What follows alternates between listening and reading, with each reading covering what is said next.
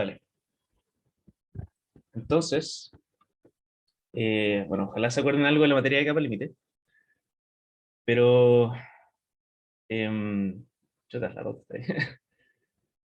Eh, Básicamente cuando uno tiene un flujo que es tangente a una superficie sólida, como el caso de la placa plana, que es el más típico, lo que hace el perfil de velocidad es, por la condición de adherencia, pegarse a la placa, ¿cierto?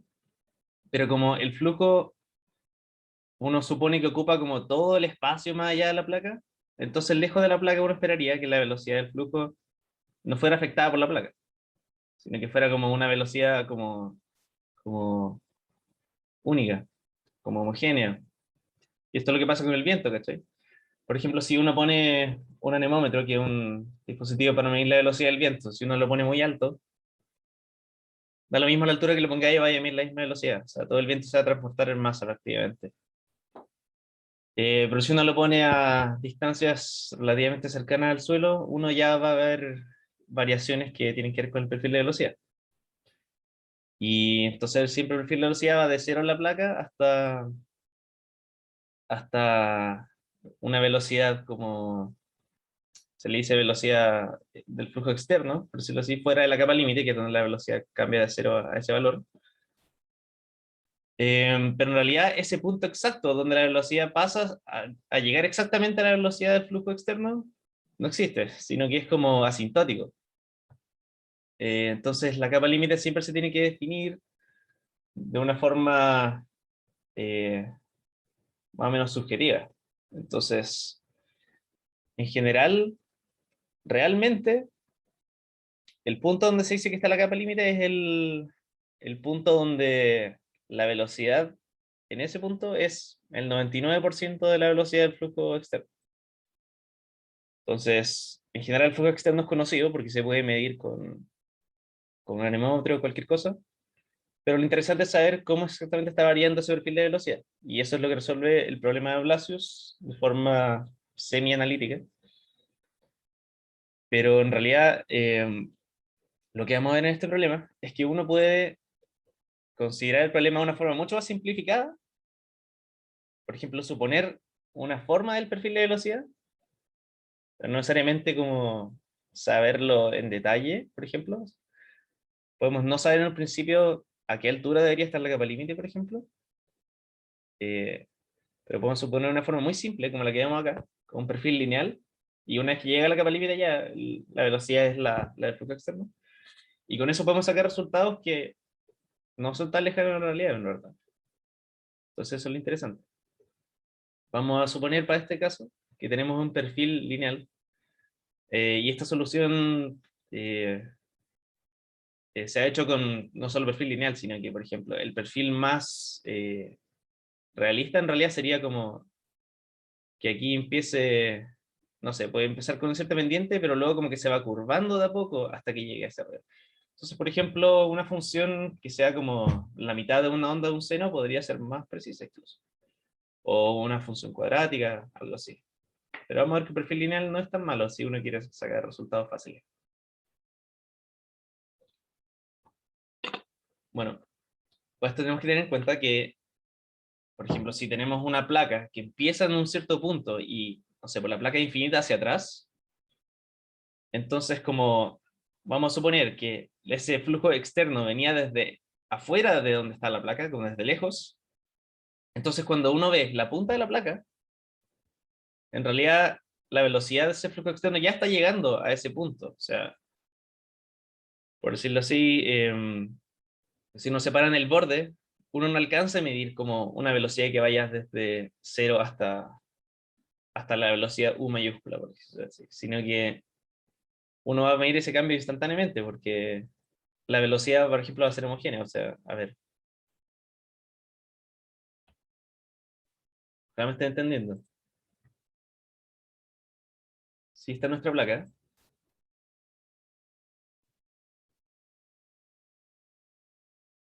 entonces, por ejemplo, en esta zona, vamos a ver que la velocidad siempre es la misma, antes de que llegue la placa. Pero una vez que ya estamos encima de la placa, ahí es donde vamos a ver como una variación más curvada. ¿Cierto? Pero en este punto de aquí, no vamos a ver que como que instantáneamente la velocidad pasa a ser como exactamente cero y, y empieza a curvarse, porque ¿de dónde sale esa curvatura? En el fondo, recuerden que si aquí el perfil de velocidad está curvado, significa que las velocidades son más lentas de la placa, ¿cierto? Pero ¿qué es lo que la hace frenar? Es el roce con la placa, pero aquí todavía no ha habido placa para que el flujo frene.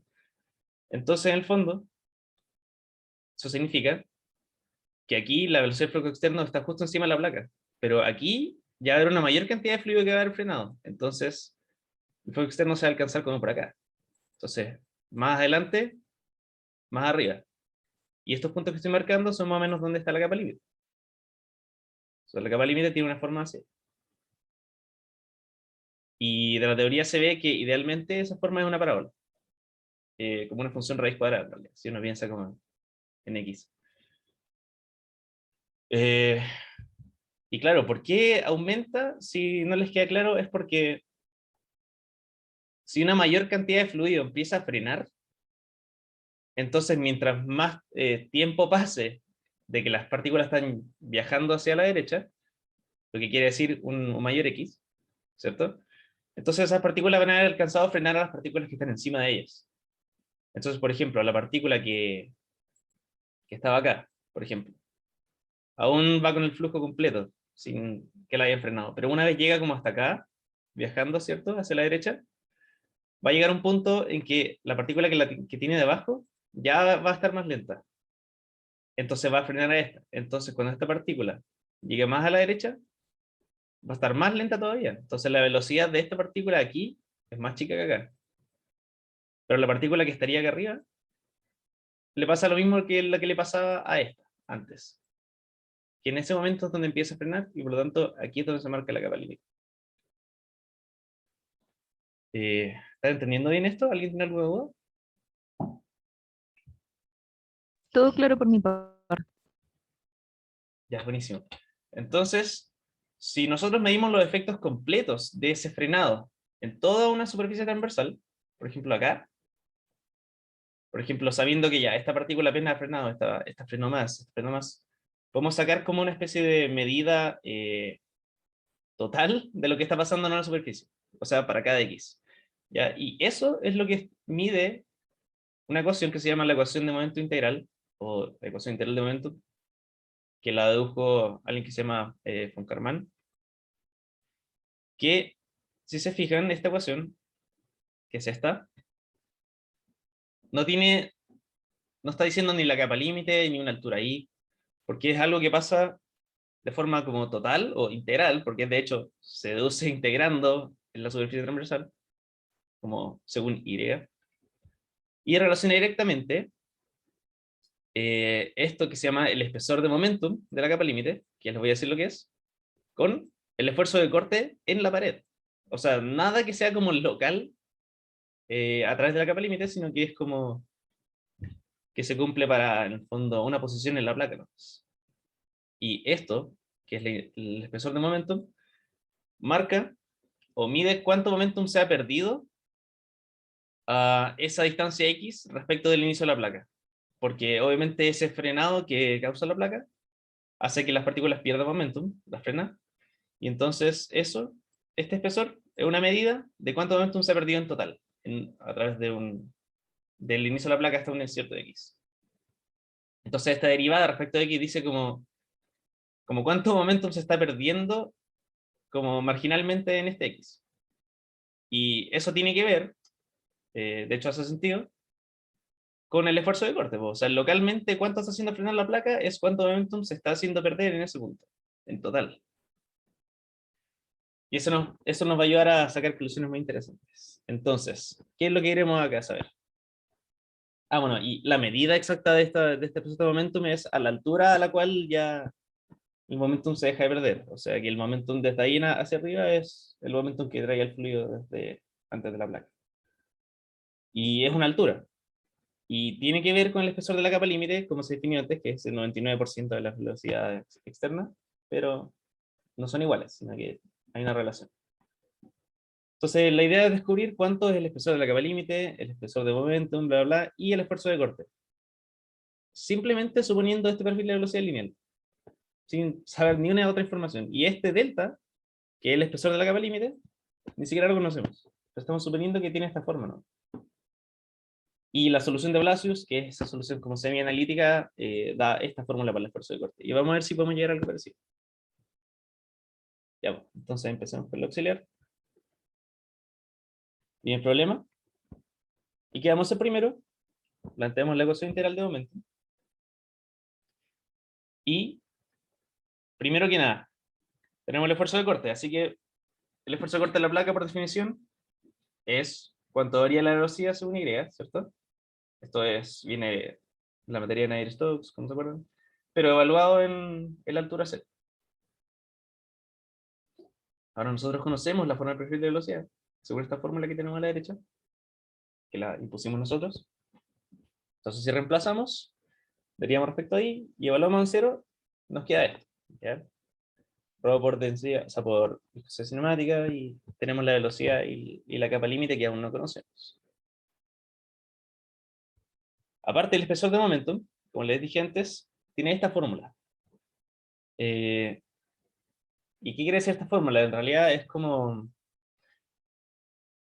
este 1 menos u dividido en u grande, es más o menos como que lo que le falta de velocidad, es como, por decirlo así, es como, pueden verlo relacionado al teorema de transporte de Reynolds, si se dan cuenta. Esto es como la propiedad transportada, y esto es como un déficit de velocidad para llegar a la velocidad u grande. ¿Ya? Si multiplica esto por u, le da como u grande menos u chica. Y este u partido en u grande, si no multiplican por u, como para sacar esa u grande fuera la integral nomás, es la velocidad con que se transporta esa propiedad. De hecho, es la ecuación del teorema de transporte de Reynolds era como velocidad por propiedad transportada y la integral en el área, ¿cierto? O en el, sí, en el área que encierra el volumen de control. Pero aquí estamos considerando un área nomás que atraviesa toda la capa límite con un cierto x.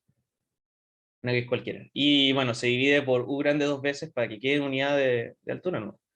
La unidad que tenía y nomás. Y la integramos hasta el infinito porque, claro, si integramos hasta el infinito se consideran todas las contribuciones sin perder nada. Por ejemplo, si nosotros suponemos una altura a la cual estamos integrando, como hasta aquí llega la capa límite, y resulta que la capa límite no llegaba justo hasta ahí, sino que llega hasta más arriba, entonces no estamos considerando todo.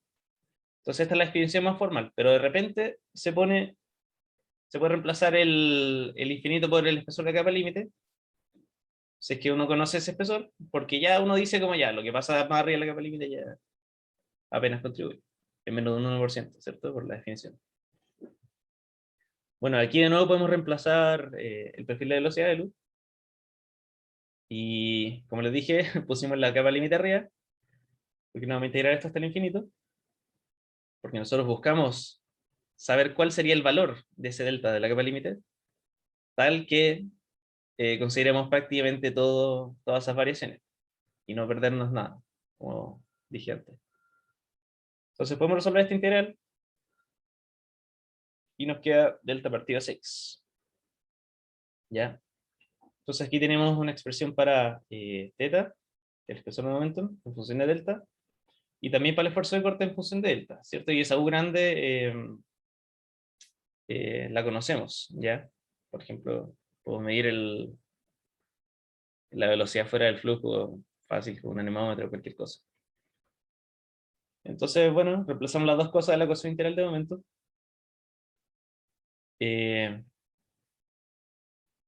¿Y qué nos queda? Aquí metimos el esfuerzo de corte y aquí aquí tenemos el 6, ¿cierto? Y derivamos ese espesor de capa límite respecto a X. ¿Ya? En el fondo, tú mides cuánto está creciendo la capa límite cuando nos adelantamos más en la placa. Y de hecho aquí esta ecuación que habíamos conseguido antes nos dice como a qué distancia de la placa en relación a la capa límite es donde ya se recupera todo el momento perdido. Y puede ser raro que en realidad no sea exactamente la capa límite. Uno podría esperar como ya, pues, a ver, si dentro de la capa límite es donde se está perdiendo la velocidad, ¿por qué la pérdida de momentum que llevaba el flujo se termina de perder antes, o sea, como solo como un sexto de esta altura. Por ejemplo, si aquí está el espesor de capa límite, el espesor de momentum sería como, no sé, acá. Entonces, ¿por qué tampoco? Es que, bueno, en realidad es arbitrario como uno defina ese espesor, po. Simplemente por la definición del momentum, eso funciona así, po. En realidad, eh, mejor de hecho, se lo dejo para que estudien ustedes, porque de hecho hay otros espesores también, como el espesor de desplazamiento, que mide más o menos lo mismo, pero en vez de con el momentum que se pierde, con el flujo masivo que se pierde. Y todo eso en realidad están midiendo cosas que en el detalle son ligeramente distintas, pero conceptualmente pueden ser parecidas, ¿cierto? Simplemente el espesor delta, que es el que más se usa, está midiendo el punto en que la velocidad ya deja de tener un cambio y se vuelve la velocidad externa del flujo. Pero bueno, si se fijan aquí en la última ecuación que tenemos, la única variable que no conocemos es delta. Y tenemos una ecuación diferencial, en fondo, de primer orden. Entonces, la podemos ordenar para tenerla así y fácil integrar, ¿cierto? Con separación de variables. Entonces, según, claro, este lado integramos según x, de 0 a un x arbitrario, por ejemplo, y aquí de el espesor que tendría en el x igual 0, que es 0, ¿cierto? Hasta el espesor que tiene que tener en un x arbitrario. Integrando esto y despejando delta, nos queda eso. Y si se fijan, es una función cuadrática de x, o sea, cuadrática, de raíz cuadrada. Entonces, incluso con el perfil de velocidad tan burdo que asumimos acá, se cumple que en realidad la capa límite debería cambiar según la raíz cuadrada. Entonces ya vamos en camino, tenemos resultados bastante parecidos, asumiendo cosas bien simplistas, en vez de usar la solución oficial, que es sería la de Laplace con flujo laminar. Eh, ya, pues, y, por ejemplo, ya tenemos este espesor, pero también queríamos saber el esfuerzo de corte, ¿no? Simplemente podemos usar esa ecuación que encontramos antes y reemplazar nuestro valor de delta. Acuérdense que pueden interrumpirme en cualquier momento, ¿vale?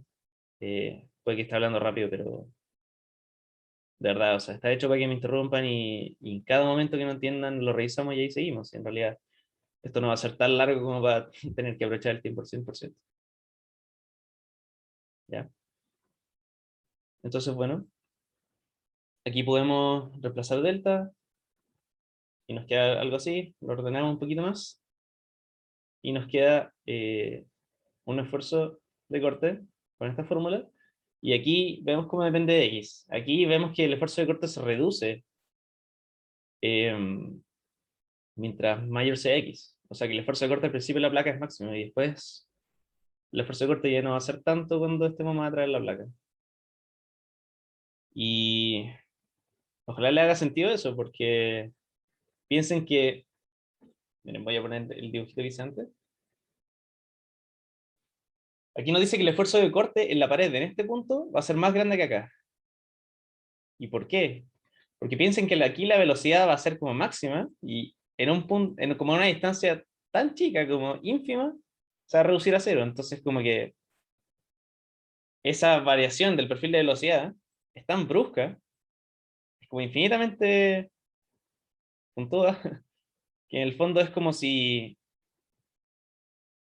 no sé, es como si pasara como un bloque de sólido a través de esa placa, porque todo va como con la misma velocidad en bloque, con un nudo grande. En cambio, cuando vaya avanzando la placa, ya se va frenando de a poco el flujo. Y aquí toda esta zona ya tiene una velocidad como más reducida. Entonces en esta zona ya no va a tener un impacto tan fuerte el perfil de velocidad. Pero acá, piensen que va la partícula que está como justo rozando la placa, que está entrando a esta zona, su velocidad va a frenarse como instantáneamente desde U hasta cero. Lo cual es como más o menos inventado, o sea, no es como tan realista, si lo veis como partícula por partícula. Pero en el fondo, eh, los efectos macroscópicos de eso se cumplen igual, o sea, eso es lo que pasa, las partículas se frenan tan bruscamente al inicio de la placa que el esfuerzo de corte es súper grande. Y de hecho, que es tan grande, si reemplazan x igual 0, que les queda esfuerzo de corte infinito. Pero bueno, por ejemplo, si ustedes integran el esfuerzo de corte a través de toda la placa, si quisieran saber cómo el arrastre total, esto va a ser una contribución infinitesimal, ¿cachai? Entonces, uno puede integrar una función que en un punto se vuelve infinita dependiendo de cómo sea la función. Y bueno, si es posible encontrar una expresión para el arrastre total. Eso lo pueden encontrar en libros como el Munson, seguramente el PHY, a lo mejor el apunte de Yardley. Pero bueno, entonces conseguimos una fórmula para el espesor supuesto de la capa límite, si es que no se sube un perfil lineal, y también para el esfuerzo de corte. Y entonces podemos comparar con la solución de Blasius, que sería utilizando el perfil de velocidad idealmente correcto, porque obviamente para ese problema que solucionó Blasius con esa como Edo, que era como ni siquiera lineal, como súper complicada, eh, él llegó a deducir el perfil de velocidad, pues no tenía que sumirlos de antes. Y a partir de eso, con la ecuación integral de momentum pudo deducir los supuestos perfiles reales, pero aún así esa ecuación tenía simplificaciones. O sea, decía el flujo perfectamente laminar, por ejemplo, lo cual se cumple hasta cierto punto nomás. También simplificar algunos términos de la ecuación de Navier-Stokes para llegar a la ecuación que finalmente utilizó. Entonces, idealmente ese perfil sería como el más correcto. Entonces, si nosotros comparamos, por ejemplo, el esfuerzo de corte que tenemos según la solución de Blasius con el nuestro, entonces podemos sacar un error relativo que sería un 13%. Bueno, si piensan como, no sé, en un problema de ingeniería igual, un error de un 13% está bien. Si nosotros queremos simplemente como estimar más o menos cuánta fuerza va a recibir la placa, una buena estimación. Si en general se usan factores de seguridad mucho mayor que simplemente 13%, como va a poder asegurar que, por ejemplo, una placa no se va a destruir mediante la acción del viento. Piensen que si ustedes van a diseñar una placa que va a estar en contacto con el viento, no la van a diseñar de tal forma que está a punto de echarse a perder, pues no, sino que a lo mejor le ponen una resistencia que es del doble del esfuerzo que va a recibir. Y eso es el factor de seguridad en todo caso. Y lo van a ver mayor en mayor detalle en sólido. Pero claro, este 13% de error no es tanto comparación a ese factor de seguridad que es como el resguardo que uno tiene que tener cuando diseña una estructura o algo así. Y bueno, si nosotros hubiéramos supuesto un perfil más parecido al realista, como el del seno, el cuadrático, el error se habría disminuido, quizá llegando a, no sé, 5%. Y todo esto fue posible gracias a la ecuación integral de momento, donde con Carmen, que ya que tiene harto poder. Eso sí, hay otros casos donde uno puede tener como ya un perfil de velocidad en una placa, pero que hay un gradiente de presión, como entre adelante y atrás del flujo, que puede hacer que el flujo acelere o que el flujo frene, más de la cuenta, más de lo que lo haría hacer solo el contacto con la placa. Y en ese caso, por ejemplo, eso sucede cuando, por ejemplo, tenemos un perfil curvado, ya que la curvatura no sea tan pronunciada como para que igual lo podamos considerar una placa plana, pero cuando tenéis un perfil curvado, por ejemplo arriba del ala de un avión, eh, esa curvatura que tiene que ser el flujo, siguiendo como la línea de corriente, eso tiene como consecuencia un cambio en la presión. De hecho, se puede medir con la ecuación de Bernoulli.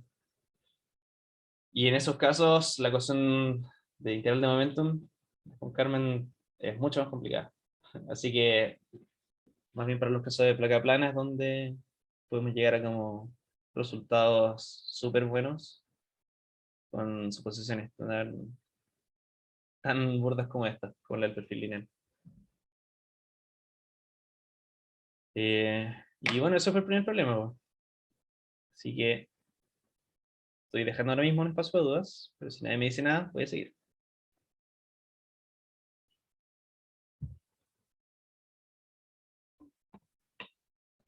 Yo digo que pasemos al segundo problema, ¿no? Muy bien. Ya, veamos el enunciado para el segundo.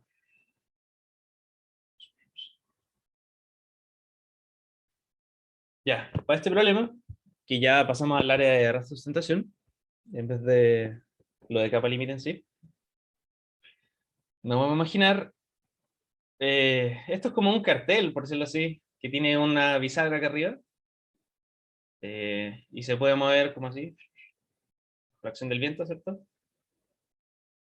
Entonces cuando el viento sopla va a empujar a la placa hacia uno de los lados, y la gravedad va a equilibrar a la placa, va a hacer que no gire indefinidamente. Entonces el viento va a empujar a la placa. Aquí estamos viendo en la parte de la derecha como una velocidad del viento horizontal va a empujar la placa hacia la izquierda y la gravedad va a mantenerla en el lugar. Entonces, a ver, ¿de qué depende? Como qué tanto se va a inclinar según la velocidad del viento. Primero depende de qué tan pesada sea la placa, ¿cierto? Y también depende en sí de la inclinación que ya lleve la placa. Por ejemplo, si la placa está totalmente vertical, una velocidad del viento horizontal va a tener un efecto como máximo, va a ser la mayor fuerza posible. En cambio, si es que la placa se encontrara ya como horizontal, como totalmente empujada, entonces ahí ya no le va a hacer nada de fuerza al viento, va a pasar de largo, ¿cierto? Bueno, de hecho, le va a hacer un poquito de fuerza, pero en el sentido como radial, ¿cierto? Como esa fricción que sería por la capa límite. Pero eso no va a causar ningún torque, va a hacer que esta placa gire. Entonces, hay algunos ángulos en que va a tener más efecto y otros en menos efecto. Entonces, la gracia de este problema es encontrar una relación entre la velocidad del viento y el ángulo de la placa y cuánto pesa la placa, pero nosotros vamos a expresar ese peso en el espesor de la placa, suponiendo que ya sabemos su densidad y sus dimensiones, por ejemplo, H y W.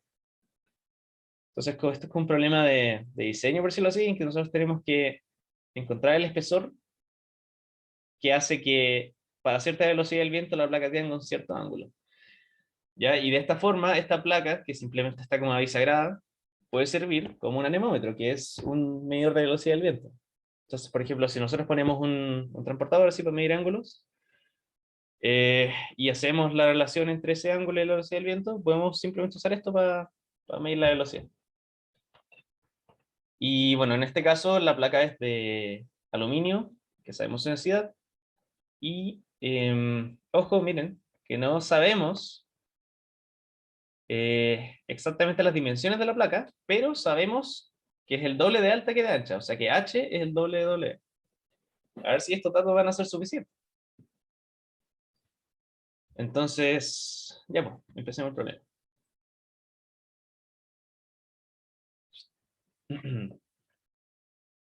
Entonces, en primer lugar, tenemos la gravedad, ¿cierto? Y su efecto es, ya, la masa de la placa por G, y el torque va a tener el brazo, y el brazo va a ser H medios, o sea, aquí como el centro de gravedad, pero por el seno del ángulo que lleva la placa. Ese ángulo, acuérdense que es como respecto a la vertical. ¿Y por qué? Bueno, lo pueden hacer de varias formas, haciendo con el producto cruz, que lata. Pero acuérdense de una cosa, o si es que no la sabían, para deducir el brazo de una fuerza que hace torque, ustedes simplemente pueden sacar la proyección de ese brazo tal que la fuerza quede perpendicular al brazo en sí. Por ejemplo, nosotros sabemos que aquí la gravedad va a apuntar directamente hacia abajo, ¿cierto? Y el brazo va a hacer eso, pero por un factor que es el seno, ¿cierto? Pero si nosotros ponemos este mismo vector de la fuerza aquí arriba, como en ese punto como totalmente horizontal, y la ponemos apuntando hacia abajo, entonces esa distancia que queda acá va a ser realmente el brazo efectivo. Y esa distancia es h medios por el seno del ángulo. Aquí tenemos este ángulo de aquí, este es el complemento, y aquí tenemos de nuevo el complemento, o sea, no, aquí tenemos el ángulo original, y aquí tenemos sí, pues, el ángulo original, y aquí sería el seno, claro. Eh, Se nos sabía en una fórmula súper útil. Ya, bueno, entonces tenemos eso para el torque hecho por la fuerza de gravedad, y vamos a descomponer la masa en densidad por el volumen de la placa, que sería H por W por T, que es el espesor. Y tenemos el H cuadrado, recuerden, porque tenemos el H acá, adicionalmente. O sea, el RP es la densidad del aluminio. Bueno, aparte tenemos la fuerza de arrastre. Todavía no mencionamos el torque, la fuerza de arrastre solo. Y tenemos más de una forma de verlo acá. Y esto es una cosa un poco sutil. ¿Ya? Pero aquí yo voy a hacerte cierta consideración, que no es la única forma de resolver el problema. Yo voy a suponer que el efecto que el viento hace sobre la placa se puede descomponer en el efecto normal a la placa, como el que se muestra acá, y el efecto tangencial. ¿Ya? Por ejemplo, aquí va a haber una componente de la velocidad del viento hacia allá, hacia acá abajo, pero que no va a causar torque, obviamente. Así que solo simplemente estamos considerando la fuerza de arrastre normal. O sea, en esta dirección. No es una fuerza horizontal. Tienen que recordar eso. Entonces, para eso voy a simplemente considerar la componente de la velocidad que está en esa dirección. ¿Ya? Bueno, ustedes pueden tratar de como descomponer mentalmente la velocidad, como de allá un cierto flujo de partículas que directamente empuja a la placa normal, y el otro de partículas que pasan de largo y no hace nada. ¿Ya? Pero obviamente esto tiene como cierto grado de simplificación, ¿ya? Y hay otra forma de considerar esto.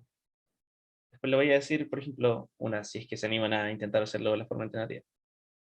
Pero bueno, tenemos esta fuerza normal que se mide en la dirección normal de la placa, no es horizontal esta fuerza. ¿Ya? Y esta velocidad normal es v por el coseno de ese ángulo.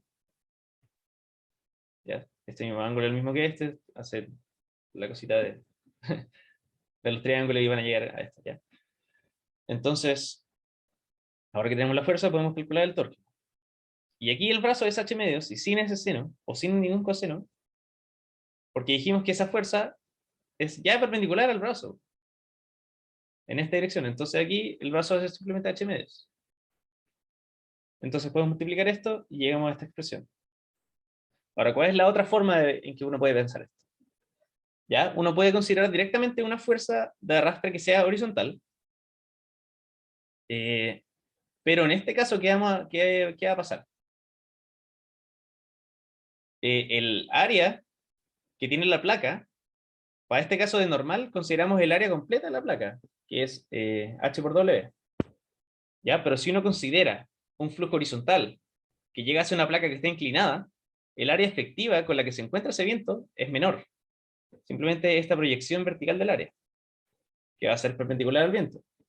Entonces aquí tenemos un factor de reducción que es el coseno mismo. ¿Ya? Entonces tendría que tener un coseno adicional. Y estamos considerando la velocidad pura, horizontal, ¿vale? Y luego para calcular el torque, ahí sí tendríamos un brazo adicional, que no sería simplemente h medios, sino que qué brazo sería, pues, si la fuerza de arrastre es así, en esta dirección, el brazo efectivo empezaría como acá y sería para allá. Entonces sería esta componente del h medios, que sería la contraria al de la gravedad. Y esta componente, de nuevo, es el coseno. Entonces de ahí podéis sacar de una forma alternativa el coseno cuadrado.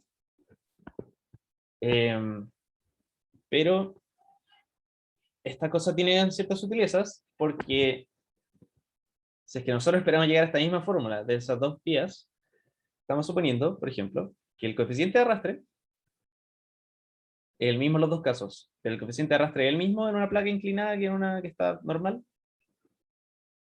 Eh, Bien, seguramente no sea igual, pero puede ser muy parecido, de hecho. Porque recuerden que, claro, a ver, la fuerza de arrastre en una placa así es prácticamente cero, ¿ya?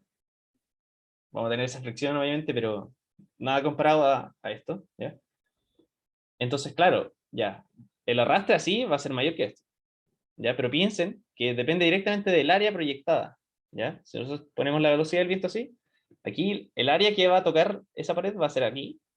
Si nosotros inclinamos más la placa, esa área va a ser más chica. Entonces, cuando llegue acá, la fuerza de arrastre en sí, la fórmula, ya se va a hacer cero porque el área transversal al flujo va a ser cero. Entonces, el coeficiente de arrastre en verdad no tiene nada que ver. El único tema es que podría no ser igual, exactamente igual, ¿cachai? Ahí depende de cómo las utiliza, de cómo de verdad cambia. la fuerza de arrastre según el ángulo. Pero en realidad, en estos dos casos el coeficiente de arrastre sí va a ser parecido, porque para cuerpos como muy así como planos, que no tienen como un volumen, resulta que esa fuerza, o sea, que el coeficiente de arrastre en sí, depende mucho más de la geometría que de las características del flujo y la orientación del flujo. Pero esos detalles, si los quieren averiguar como para entenderlos más en la teoría y todo eso, les recomiendo que lean el Monson, que ahí está muy bien explicado el tema de qué depende el coeficiente de arrastre y todo. Pero en la práctica nosotros para los problemas siempre vamos a encontrar los valores que necesitamos para el coeficiente de arrastre de gráficos o tablas y todo eso. Y lo vamos a hacer ahora. Entonces, bueno, me salté un poco este paso, pero la fuerza de arrastre siempre tiene esta fórmula, ¿ya? Con la fuerza, con el área y el área que sea transversal al flujo, ojalá, pero no siempre es así, depende del coeficiente de arrastre. En general, en los gráficos donde está el coeficiente de arrastre, te van a decir qué área tenéis que ocupar.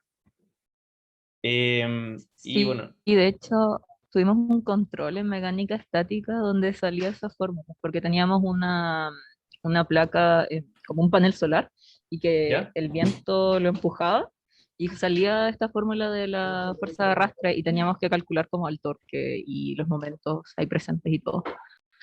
Ah, bueno, no, claro, esto tiene mucha relación con eso. O sea, de hecho, la mayor utilidad de esta materia de arte de sustentación es pasar el efecto que tiene sobre sólidos. Eh, bueno, esta es la fórmula general, ¿ya? Y para este caso nosotros consideramos esa componente normal a la placa, como expliqué antes. Entonces, bueno, tenemos las dos fuerzas, son los dos torques. Y claro, uno va para un lado y el otro para el otro lado, así que se van a cancelar. Pero aquí estamos considerando las magnitudes, así que estamos igualando los torques. Y de estas dos fórmulas, podemos despejar la velocidad que venía de aquí, ¿cierto? En función de que, a ver, tenemos en función del coeficiente de arrastre, que ya todavía no lo conocemos, el espesor de la placa y el ángulo. Eso es lo único que todavía no conocemos, de hecho. Porque, por ejemplo, esa densidad, nosotros ya sabemos qué material vamos a ocupar, el aluminio. Sabemos la densidad del aire, sabemos la gravedad, bla, bla. Así que las únicas incógnitas o variables serían el espesor, T, el coeficiente de arrastre y el ángulo. Y la velocidad misma. Y esta es una ecuación que nos relaciona a todas. Eh, de hecho, bueno, con nosotros teniendo un anemómetro sería más fácil o más conveniente tener una fórmula para el ángulo en función de la velocidad, pero difícil despejar el ángulo de acá. Pero bueno, ahora, como nos falta el coeficiente de arrastre, vamos a buscarlo. Y para esto vamos a usar la tabla que está, no, el gráfico que está en el enunciado mismo, que es un gráfico para coeficiente de arrastre de placas, nomás, donde la velocidad es perpendicular a la placa misma, dependiendo de la forma de la placa. Y no va a depender del área de la placa, porque esto ya está en la fórmula de la fuerza de arrastre con el área misma. Así que el coeficiente de arrastre depende mucho más de la forma que del tamaño en sí. Y bueno, aquí tenemos que B sería como el ancho y H sería la altura. Y entonces aquí tenemos nuestra altura que es H y nuestro ancho que es W.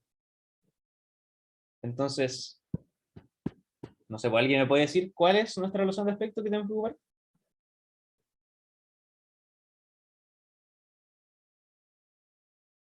Piense que la relación de aspecto aquí es B dividido en H. ¿Qué relación de aspecto tenemos que ocupar en este gráfico?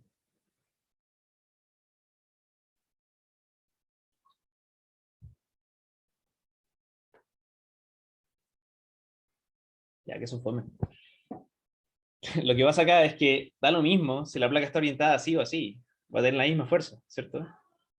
Entonces siempre es, en este caso, la mayor dividido en la menor. No va a ser 0,5, sino que va a ser 2 siempre. ¿Te entiendo, no? La fuerza va a ser la misma si la placa está en cualquier orientación. Sí, es simplemente la magnitud de la fuerza. Entonces, vamos a ocupar que la relación de aspecto es 2. Simplemente la placa está orientada distinto. Entonces aquí buscamos relación de aspecto 2 y vemos cuánto da el coeficiente de arrastre. Bueno, yo aquí para sacar un poquito más de precisión, como que usé Paint para poder medir como cuadraditos. Pero bueno, el coeficiente de arrastre sería como menos 1,14. Entonces, viendo la fórmula de acá arriba, ya que conocemos el coeficiente de arrastre, nos queda simplemente una relación entre la velocidad, el espesor de la placa y el ángulo. Entonces nosotros tenemos esa condición de diseño que está en el enunciado, que dice que para un ángulo de 30 grados, la velocidad del viento tiene que ser 10 metros por segundo. Pero bueno, en realidad es al revés. O sea, nosotros queremos que cuando la velocidad del viento sea 10 metros por segundo, este anemómetro marque 30 grados. Entonces ahí la pregunta queda, ¿qué espesor de la placa tenemos que tener? Y obviamente simplemente simplificar, o sea, despejar el espesor. Ponemos el coeficiente de arrastre y esas dos cositas, ¿y qué nos queda? El espesor tiene que ser de 4 milímetros.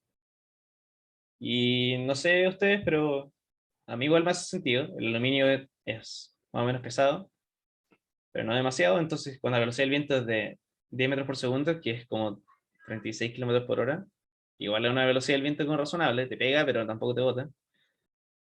Entonces, una placa de aluminio de 4 milímetros espesor se va a alcanzar a mover 30 grados, como así. Bueno, por lo menos no nos dio como un resultado como de 1 metro de espesor, ni tampoco como 1 micrómetro, así que estamos de magnitud correcto. Bueno, de nuevo esto es un espacio para dudas, pero si no, vamos a ir con el siguiente problema, el problema 3.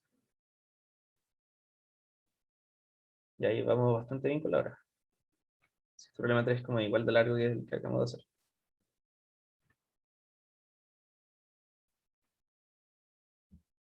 A usted las voy a subir aquí cuando termine la clase. Ya pues, y este problema es más o menos parecido.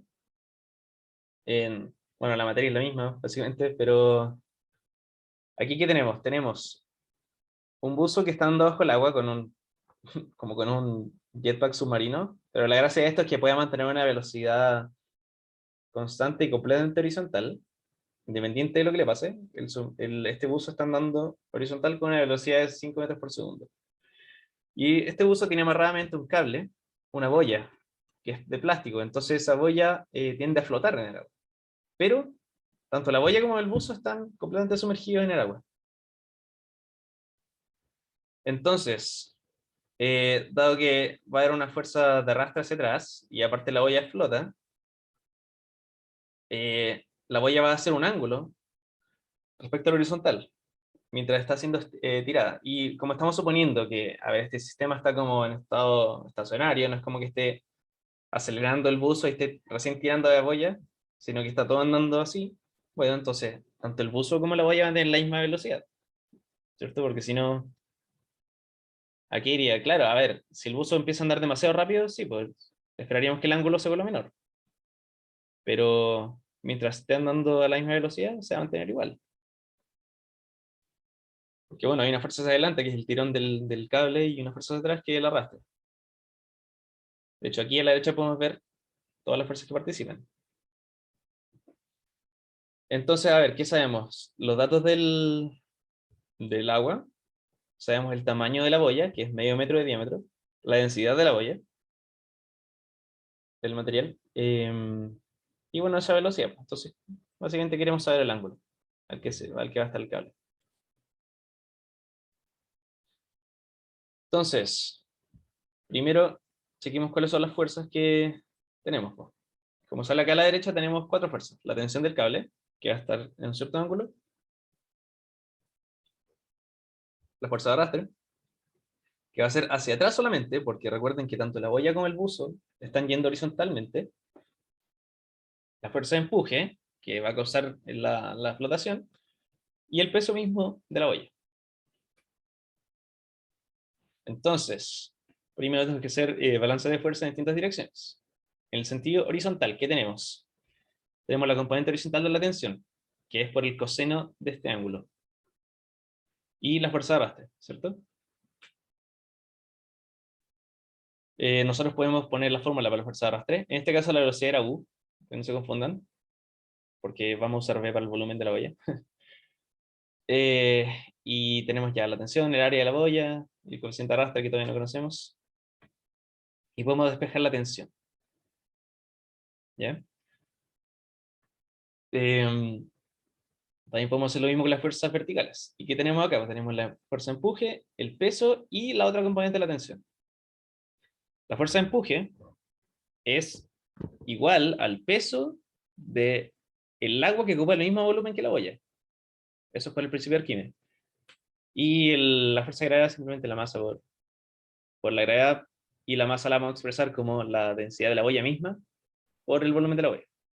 Entonces aquí el volumen de la boya aparece en los dos términos, ¿verdad? Y tenemos la otra componente de la tensión. Y de nuevo podemos despejar la tensión, ¿verdad? Y básicamente a nosotros no nos interesa cuánto vale la tensión, simplemente queremos saber el ángulo que hace. Entonces por eso despejamos la tensión en las dos partes, porque nosotros vamos a igualar las dos fórmulas.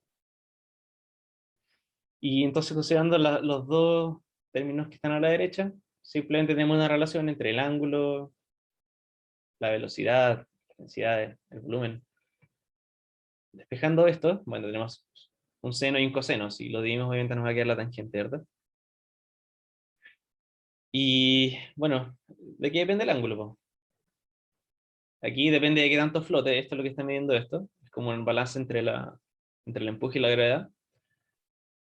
Mientras más grande sea la boya, más va a flotar, porque ya flota en vez de hundirse. Entonces más hacia arriba va a ir la boya. Entonces si la boya se pone más hacia arriba, el ángulo va a ser mayor, ¿verdad? Entonces por eso la tangente como una función creciente. Mientras más volumen, más ángulo. Pero aparte del volumen, el problema es que está el área, pues. Mientras más área, más arrastre. Y mientras más arrastre, lo tira más hacia atrás, entonces el ángulo disminuye. Y la velocidad también causa el arrastre. Entonces, podemos hacer una simplificación, porque sabemos que la boya es una esfera, entonces tenemos volumen dividido en área acá, y nosotros ponemos la fórmula para el volumen y el área. Esto funciona el diámetro en vez del radio, para quienes se confundan porque aparece la fórmula un poco distinta.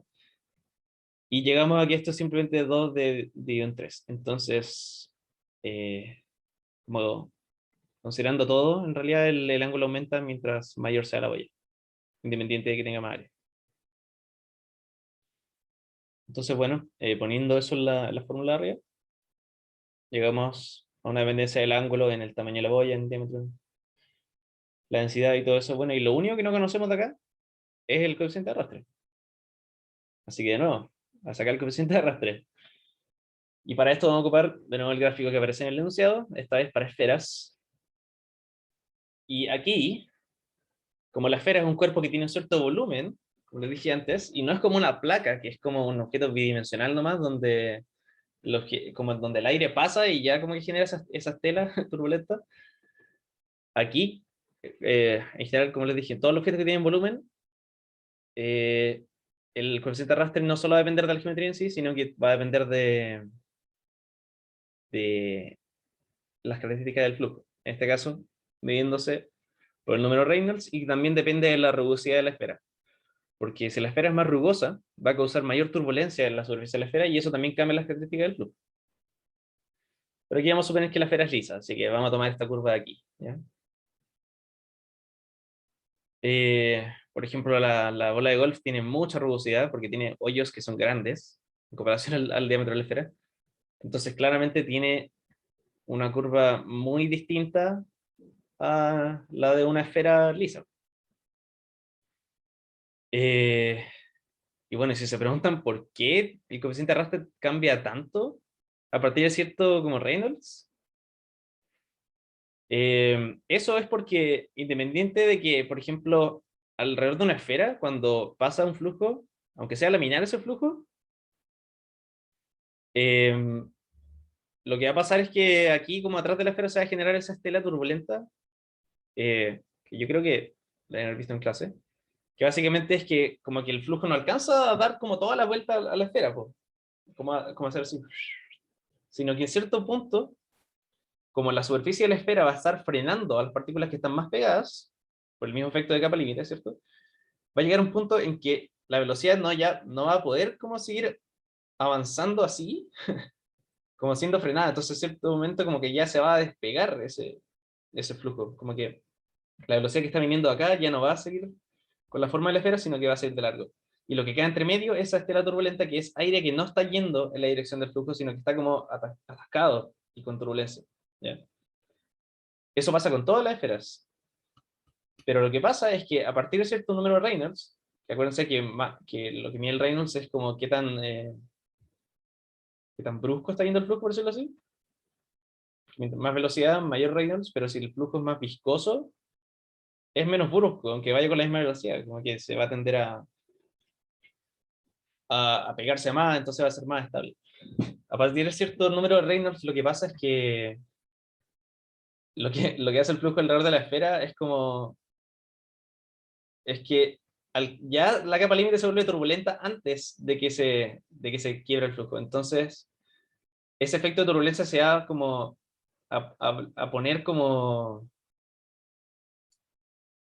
que se va a adelantar a la parte de adelante de la esfera, más o menos. Eso más o menos es la forma en que lo puedo explicar, así como sin leer algo como en profundidad.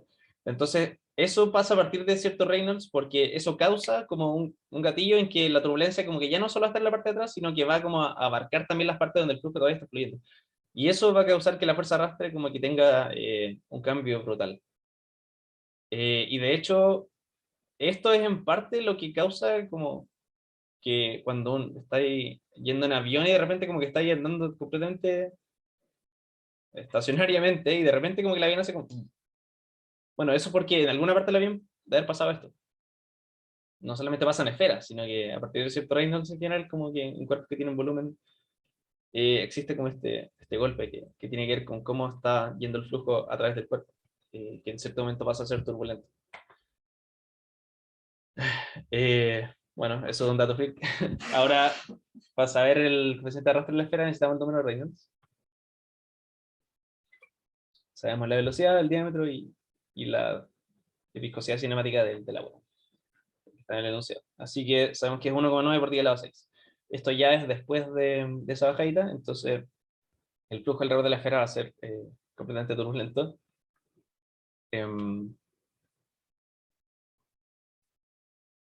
De hecho, no sé si lo vieron en clase, pero en una placa plana, por ejemplo, el número de Reynolds en donde el flujo pasa a ser, en donde la capa límite pasa a ser turbulenta, es más o menos como 5 por 10 elevado a 5.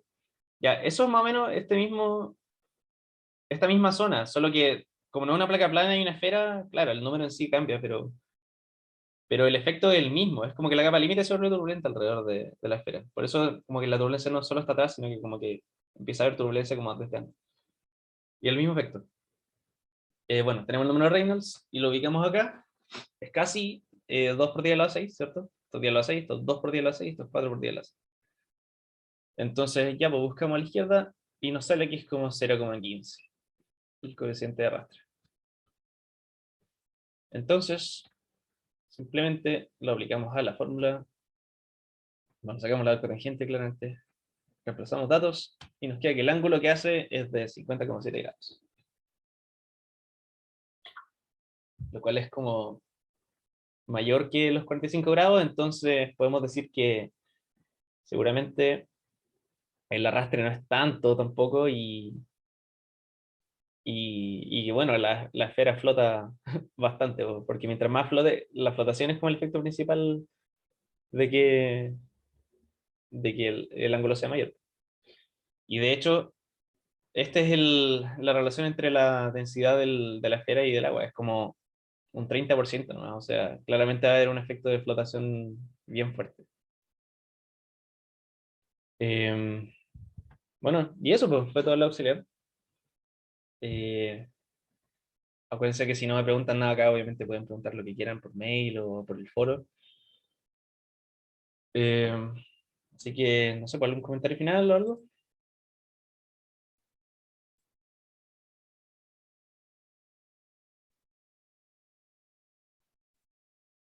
Nada, bueno. Eh, yo les voy a subir en algún momento pronto un problema adicional que tiene más que ver con capa límite que con la representación, que es un problema que hice en el auxiliar el semestre pasado, pero que lo encuentro como muy interesante para que complementen lo que entienden de capa límite. Utiliza un poco las fórmulas que vimos en el primer problema, pero no utiliza la ecuación de momentum integral, sino que utiliza como más o menos las fórmulas de la capa límite, esta relación de la raíz cuadrada y todo. Tiene que ver con la capa límite que se forma adentro de una tubería.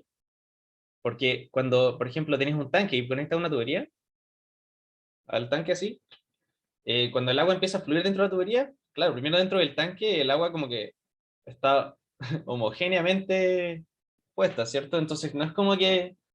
Es como lo mismo que la capa límite, po. Si recién empieza la tubería, no va a haber nada que ya haya frenado a la velocidad por los lados. Entonces como que el perfil de velocidad al entrar a la tubería va a ser como homogéneo, o sea, uniforme, eso, como así. Pero luego las paredes de la tubería van a frenar poco a poco, van a frenar poco a poco la velocidad de los bordes, y eso genera capa límite en el interior de una tubería. O sea, no solo pasa en flujos externos, sino que también pasa en flujos internos. Solo que en flujos internos, aunque consideréis que hay una placa plana, en realidad como que no es exactamente lo mismo, porque a una cierta distancia al otro lado de la, como tenéis la pared abajo, pero también va a haber una pared arriba, entonces como que nunca, a lo mejor no llega a tener la velocidad como del flujo externo. Pero cuando lleváis poca distancia, atravesada la tubería, sí vaya a poder considerar que existe un flujo externo que sería como más o menos parecido a la velocidad media.